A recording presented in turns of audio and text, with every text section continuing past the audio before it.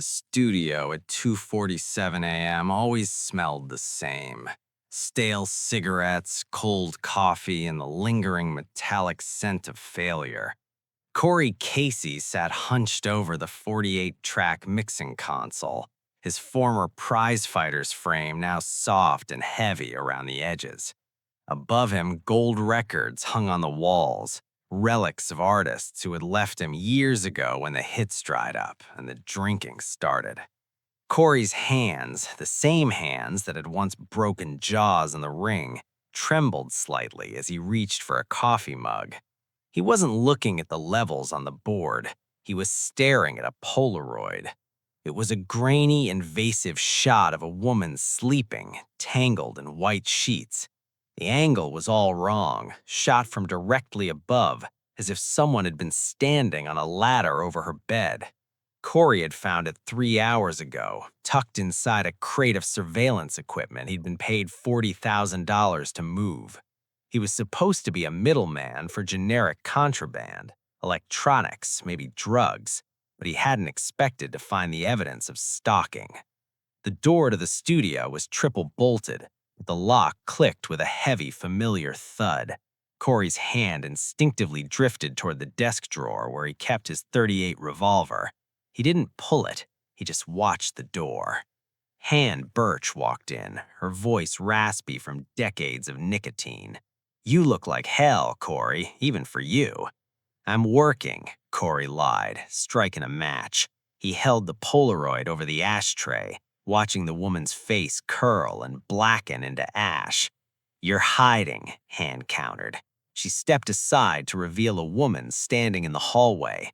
"This is Linda Beaumont. She's the answer to your cash flow prayers." Corey's throat went dry as the woman stepped into the light. She wore a yellow sundress that looked too bright for the grime of the warehouse district, but it was her face, the same delicate collarbones and dark wave of hair from the photograph. This was the woman in the bed. "I've heard your work, Mr. Casey." Her voice had the faint melodic lilt of New Orleans, but there was a tremor in it. She clutched her bag as if it were a shield. "Han says you're the best." Corey didn't take her hand. He couldn't. Every time he looked at her, he saw the grainy image of her sleeping, unaware that a camera and the man who paid Corey to move it had been watching her. "The door is live," Corey said, turning back to the console. "Let's see if Han is lying." As Linda entered the vocal booth, Han leaned over Corey's shoulder. "She's a runner, Corey, coming from something bad in the South. She needs this record, and you need the points. Don't screw it up." "What about the other shipments, Han? The cameras? Who are they for?" Han's eyes went cold. "You're paid to move crates, not to ask about the optics. Just make the music." When Linda began to sing, the air in the room changed. It wasn't just talent. It was a raw, soulful sound that seemed to pull the oxygen out of the room. It was smoke and velvet. As Corey watched her through the glass, he saw her flinch at a sudden noise from the street. She was terrified, and he was the one moving the equipment that kept her that way. The transition from the studio's grime to the mid-century modern perfection of his home always felt like a blow to the head. This was Joyce's domain. The house was a museum of Eames chairs and Noguchi tables, every piece worth more than Corey's car. Joyce was sitting at the dining table, a glass of Chablis in her hand and a furniture catalog open in front of her. She didn't look up as he entered. "The Nakamura showroom wants me in Copenhagen next month," she said. Her voice was clinical, as if she were discussing a business merger rather than a marriage. "I need the money up front, $8,000. Corey pulled the wad of cash from his pocket, the $2,400 he'd skimmed from the shipment. He placed it on the table. "This is what I've got. The rest comes in 30 days. Joyce finally looked at him. Her gaze scanned the scar over his left eye, the permanent mark of his shame. "We're 6 months behind on property taxes, Corey. The bank doesn't care about your 30 days. They care about the 45 days we have left before the foreclosure." "I have a new singer," Corey said, trying to find a spark of the man he used to be. "She's special, Joyce, the kind of voice that changes things." I don't care about the music, Corey, Joyce said, her eyes like glacial ice. I care about the house. I didn't marry a man who sells. I married a man who knows when to stay down. You threw that fight in Vegas 3 years ago for this house. Don't let that sacrifice be for nothing. Corey looked at his wife and realized she hadn't fallen in love with a champion. She'd fallen in love with his ability to take a fall for a price. He thought about the woman in the yellow sundress and the cameras, and he realized he was trapped in a ring where the referee had been paid to ignore the fouls. The drive back to the warehouse district was a blur of neon and rain. Corey sat in his rusted-out Cadillac, the engine idling with a rhythmic thumb that matched the throbbing in his head. Every time he closed his eyes, he saw the Polaroid of Linda Beaumont. He could still smell the ozone of the match he'd used to burn it. He met Han at the usual spot, a loading dock behind an old textile factory that smelled of damp concrete and motor oil. 3 black SUVs were idling in the alley, their headlights cutting through the fog like the eyes of predators. "You're late," Han said, checking her watch. She was leaning against a stack of wooden crates, a cigarette dangling from the corner of her mouth. "I had a conversation with my wife," Corey grunted, stepping out of the car. "She has an expensive habit of staying in this house." Han smirked, though there was no humor in it. "Joyce has expensive taste. That's why you're here, Corey. Let's get these into the truck." The shipment this time was heavier. 6 reinforced Pelican cases, each one sealed with a digital lock. Corey gripped the handles, the familiar weight of the contraband grounding him. As he hoisted the first case, he felt something shift inside, the sound of glass and delicate optics. "What are these, Han, really?" Corey asked, pausing by the tailgate. "These aren't just cameras. I know surveillance tech. These are high-frequency transmitters, military grade." Han didn't look at him. She was busy checking a manifest on her tablet. "They're whatever the client says they are. In this case, they're specialized recording equipment for the studio. Now move the rest or we don't get the next installment." Corey worked in silence, his muscles burning. He thought about the ring, the way he used to feel the air move right before a punch landed. He felt that same pressure now. Someone was winding up for a knockout, and he was the one holding the chin out. The following evening, the studio felt like a pressure cooker. Linda was already in the booth, her eyes closed as she hummed a melody that didn't have a name yet. She looked small behind the heavy glass, her yellow dress replaced by a faded denim jacket that seemed to have seen better days in New Orleans. Corey adjusted the sliders, his ears tuned to every hitch in her breath. "Let's try the divided heart from the bridge, Linda, and give it more of that grit. Less church, more Saturday night." "I don't know if I have any Saturday night left in me, Corey," she said through the talkback. "Find it," he said, his voice softer than he intended. She started to sing, and for a moment the world outside the studio walls vanished. Her voice was an ache, a beautiful, jagged thing that made Corey forget about the crates and the Polaroids. But then the triple bolt lock turned. A man walked in. He wore a white Stetson and a suit that cost more than Corey's house. He didn't look like a criminal. He looked like a collector of fine things. This was Marius Peterson. He didn't speak. He just sat on the leather sofa at the back of the room, crossing his legs and watching Linda through the glass. He watched her the way a scientist watches a cell under a microscope, cold, curious, and entirely detached. "She's remarkable," Marius said, after the take ended. "The wrong blood, of course, too much heartbreak, but it makes for a beautiful resonance." Corey didn't turn around. "She's a human being, not a speaker system." Marius laughed, a short, dry sound. "In my world, Mr. Casey, there is very little difference. You, for instance, are a remarkably well-tuned instrument of failure. I saw your fight with Calabrese. The way you took the fall in the 7th, it was poetry. You made it look almost real." Corey felt the heat rise in his neck. He gripped the edge of the console until his knuckles turned white. "What do you want, Peterson?" I want to see the experiment through, Marius said, standing up and walking toward the glass. He placed a hand on the window, inches away from where Linda stood, oblivious to his presence. I'm watching you, Corey. I'm watching her, and I'm watching your lovely wife, Joyce. She's quite fond of the new furniture I sent over this morning. Corey stood up, his chair clattering back. You stay away from my house. I am the house, Corey, Marius whispered. Now get back to work. She's losing the pitch. After Marius left, the air in the studio felt poisoned. Linda came out of the booth, her face pale. Who was that? She asked, wrapping her arms around her. The man in the hat. He was looking at me like he already knew me. Corey wanted to tell her. He wanted to scream. But he thought of the foreclosure notice. He thought of Joyce. Just a financier, Corey said, his voice flat. Nobody you need to worry about. You're a liar, Corey Casey, Linda said, stepping closer. She smelled like rain and cheap perfume. I've been looking for those cameras. I find them in the vents. I find them in the smoke detectors. Someone is in my head, and I think you're the one who let them in. She reached out and touched the scar over his eye. Tell me the truth, just once. Why did you throw that fight? Corey looked into her green eyes and felt the weight of the last 3 years pressing down on him.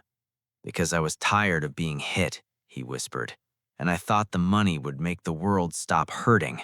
I was wrong. Linda didn't pull away. Instead, she leaned in and kissed him. It wasn't a romantic kiss. It was a desperate colliding of two people who were drowning and trying to share a single breath of air. High above them, in a room filled with monitors, the red lights of the cameras flickered. The experiment was proceeding exactly as planned. The drive to Linda's apartment building felt like navigating a fever dream. The rain had turned into a steady, punishing gray sheet that blurred the neon signs of the warehouse district into bloody smears on the pavement. Corey's hands gripped the steering wheel so hard the old leather groaned. He couldn't shake the image of Marius's hand on the studio glass, the hand of a man who didn't just want to watch, but to own the very air Linda breathed. He reached her building, a crumbling brick walk-up that smelled of boiled cabbage and damp wood. He didn't use the buzzer. He knew the lock was soft. He'd seen the shipment of electronic pics hand had moved 3 weeks ago. When Linda opened the door, she was wrapped in a thick wool sweater that looked 3 sizes too big. Her eyes were red-rimmed. The apartment was dark, lit only by the flickering blue light of a street lamp outside. "Corey," she whispered, her voice cracking. "What are you doing here? It's 4 in the morning." "I couldn't sleep," he said, pushing past her into the small, cramped room. He wasn't looking for her. He was looking for the seams in the world. He went straight to the smoke detector in the center of the ceiling. He dragged a kitchen chair over, ignoring her protests, and climbed up. With a pocket knife, he pried the plastic casing open. There, nestled against the battery, was a lens the size of a pinhead. A red light pulsed once, like a heartbeat. "Corey, stop! You're acting crazy!" Linda cried, clutching her arms. "Am I?" He jumped down, holding the tiny device between his thumb and forefinger. He showed it to her. "This is a wide-angle thermal. It doesn't need light to see you, Linda. It sees your heat. It sees you breathing. And there's another one in the vent above your bed." Linda backed away until she hit the wall. The color drained from her face, leaving her looking like a ghost in her own home. He really is watching me. All this time, I thought I was losing my mind. I thought the trauma from New Orleans followed me here. The trauma didn't follow you. It was invited, by Han, by Marius, and by me. He sat on the edge of her bed, the weight of his own complicity bowing his shoulders. He told her about the crates. He told her about the $40,000 that had paid for the Eames chairs in his living room and the tax liens on his house. He told her how every time he looked at her in the booth, he was looking at a woman he was helping to cage. Linda didn't scream. She didn't throw him out. She just sat on the floor, the shadows of the rain-streaked window falling across her face like bars. "Why are you telling me now? Why not a week ago?" "Because I saw him touch the glass, and I realized that if I don't get you out of here, I'm not just a guy taking a dive anymore. I'm the guy holding the door open for the killer." The next morning, Corey returned home to find the house transformed.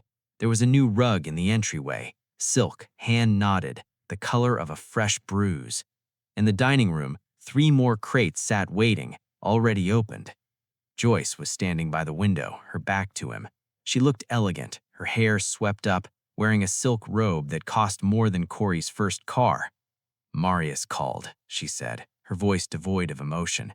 He said the session last night was productive. He said the emotional resonance was exactly what the project needed. Corey walked to the table and looked at the papers spread out next to her wine glass. It wasn't a furniture catalog this time. It was a deed of trust. What is this, Joyce?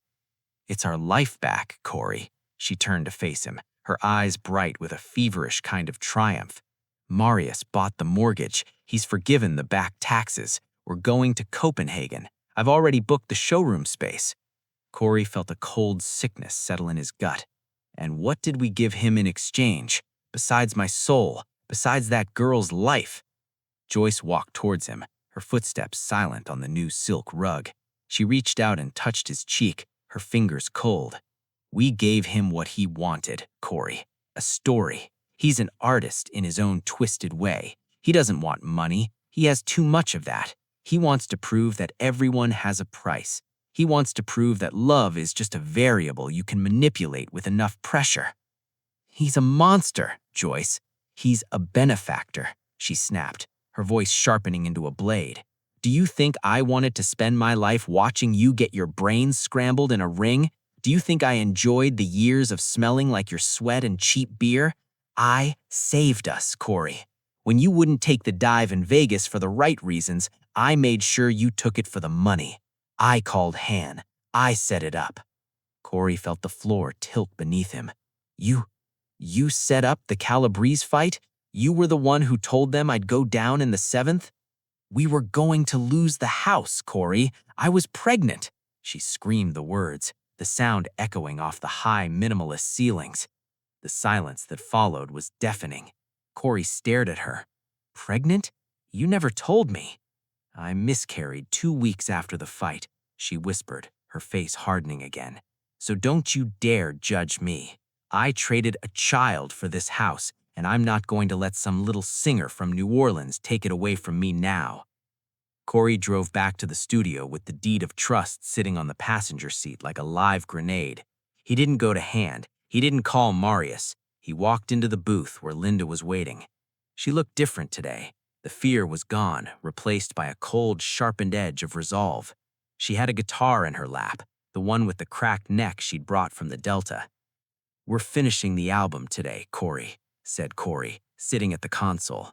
No more breaks, no more trying to find the mood. We're gonna burn this down. I know what happens at the end of the song, Corey, she said into the mic. The music belongs to him. The tapes belong to him. Even if I run, he has my voice in a box. Not this time, Corey said. He reached behind the console and pulled out a secondary, portable digital recorder, one that wasn't patched into the house monitors that beamed the signal to Marius's penthouse. We're gonna record the truth, he whispered, the version he doesn't get to see. For the next 12 hours, they worked in a trance.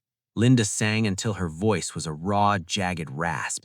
She sang about the water in New Orleans, the cameras in the ceiling, and the man who sold his hands to keep a roof over a woman who didn't love him. It was the most beautiful thing Corey had ever heard, and it was the sound of a suicide note. As the sun began to rise, Corey held the small flash drive containing the true master tracks. He looked at the main console, the one Marius was monitoring. Han is coming at 6, Corey said. She'll take the official tapes. They'll be perfect, polished, exactly what the experiment requires. But you take V's. You go to Portland. I have a friend there with a small label. No cameras, no billionaires. And you? Linda asked, her eyes searching his. Corey looked at the scar over his eye and the reflection of the glass. I'm gonna finish the fight, Linda. For the first time in my life, I'm not staying down. The rain hadn't let up by the time I pulled the Cadillac into the underground garage of the Meridian building. The concrete was slick, mirroring the fluorescent lights above like oil on a wound. I had the Copenhagen contract in my pocket, the deed Joyce had signed, the document that turned our marriage into a subsidiary of Pedersen International. Marius didn't meet me in an office. He met me in the gallery, a private floor that wasn't listed on the building's directory. The elevator doors opened to a room that was almost entirely dark, save for the glow of 48 high-definition monitors arranged in a massive curved arc. It was a wall of ghosts. On one screen, I saw the interior of my own kitchen, on another, the studio's vocal booth, and on the largest screen in the center, there was Linda. She was sitting on her floor, her head resting against the radiator, staring at the empty smoke detector where I had pulled the camera. "You've tampered with the equipment, Corey." Marius's voice drifted from the shadows. He was sitting in a high-backed leather chair, a tablet in his hand. He looked like a conductor watching his orchestra fall out of tune. "That's a breach of the Transportation Agreement, Section 4, Paragraph 12. "The agreement is over, Corey." I tossed the deed of trust onto the glass table between us. It slid across the surface with a sharp, hollowing sound. "I'm not moving your crates anymore, and I'm not letting you watch her." Marius didn't look angry. He looked disappointed, like a father watching a child fail a simple test. "You think this is about cameras, Corey. The cameras are just the brushes. The paint is the pressure. I wanted to see if a man who had already sold his dignity for a house would try to buy it back with a woman's heart, and look at the results." He swiped his tablet and the monitors changed. They showed clips of the last week, me and Linda in the booth, the moment we kissed, the moment I told her about the surveillance. "You're not a producer, Corey. You're a catalyst," Marius said, standing up. "Because you told her her performance today was 30% more visceral. The pain in her voice. That's not art. That's a chemical reaction to betrayal. And that is what I'm selling to the museum in Copenhagen. The Divided Heart, a study in managed despair." "You're a sick man, Pedersen." "And you're a rich one," he countered. "Or you would be if you just stayed down. Joyce understands. She's already at the airport, Corey. She didn't even pack your clothes. She knows that in the version of the future where we all win, you aren't there." I left the Meridian and drove back to the house that wasn't mine anymore, even if the deed said otherwise. The silence inside was absolute. The Eames chairs, the silk rugs, the Noguchi tables, they looked like props on a stage after the play had closed. Joyce was gone. The closets were half empty, the scent of her expensive perfume lingering like a ghost. I went to the safe in the floor of the closet. I didn't take money. I took the 38 and the secondary master tapes, the ones Linda had sung for me, not for the cameras. I went back to the studio for the last time. Han was there, waiting in the dim light. She was holding a briefcase, her face etched with a weariness that went bone deep. "She's gone, Corey," Han said, not looking at me. "I put her on a bus to Portland an hour ago. I gave her $5,000 from my own cut. It's not much, but it'll get her a room." "Why, Han?" I asked, leaning against the console. "You've been Marius's dog for 10 years. Why start having a conscience now?" Han lit a cigarette, the smoke curling around the vintage microphones. "Because I saw the way she looked at you through the glass, Corey. She didn't look at a washed-up boxer or a crooked producer. She looked at a man. And I realized that if I let Marius take that away from her, I wouldn't be able to look in a mirror ever again." She pushed the briefcase toward me. "There's enough in here to get you out, too. Marius is going to burn this place by morning. Insurance job. The official tapes are already on a server in Stockholm. There's nothing left for you here." "There are the equipment," I said, looking at the crates marked with the Pedersen logo. "Let it burn, Corey." "No," I said, feeling a strange, cold clarity. I'm going to make sure the exhibition has a final piece. I spent the next 3 hours working, not on music, but on the feed. I knew how the transmitters worked. I'd moved enough of them. I patched the studio's main output into the Meridian's private server, but I didn't send the music. I sent the recording of Joyce and me from the night before. I sent the recording of Han admitting to the Vegas fix, and finally, I sent the footage of Marius standing over the sleeping woman in the Polaroid, footage I'd pulled from the very crates he'd paid me to move. I hit upload and watched the progress bar crawl across the screen. "What are you doing?" Han whispered, her eyes wide. "I'm giving the collector what he wants, a perfect transformation. He wanted to see me get up. Well, I'm up." When the upload hit 100%, I took the 38 and smashed the mixing console. I broke the glass of the vocal booth. I tore the gold records off the walls. If this was a museum, I was going to be the one to start the riot. By the time the first sirens echoed in the distance, I was in the Cadillac heading north. I didn't look back at the smoke rising from the warehouse district. I didn't check my phone for messages from Joyce or threats from Marius. I just drove. The rain in Portland is different from the rain back home. It's constant, a gray veil that hides the world instead of washing it.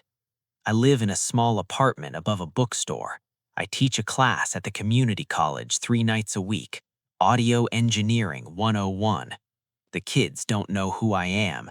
They don't know about the ring or the studio or the man in the white Stetson.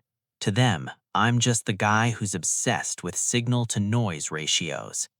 I saw a poster for a show at the Troubadour last week, Linda Beaumont. The photo was black and white, her face looking older, harder, but her eyes were still the same. The album title was The Truth About Cameras. I didn't go to the show. I'm not ready for that yet. I sat on my balcony last night, listening to the rain and the sound of a distant bus. I thought about the house with the Eames chairs. I thought about the way the light used to hit the ring in Vegas right before the bell rang. Marius got his exhibition. It toured 15 cities. People called it a masterpiece of investigative art. But the final room was empty, just a plaque that said Corey Casey, the man who walked out. Some people stay down because they're beaten. Some stay down because they're bought. I stayed down for a long time because I thought I didn't have a choice. I was wrong. Staying down is a choice, and getting up is the only thing that's actually real. I walked back inside and turned on the kettle. Outside, the Portland rain kept falling, and for the first time in 3 years, I couldn't hear the cameras clicking. The master tapes are rolling, but the session isn't over.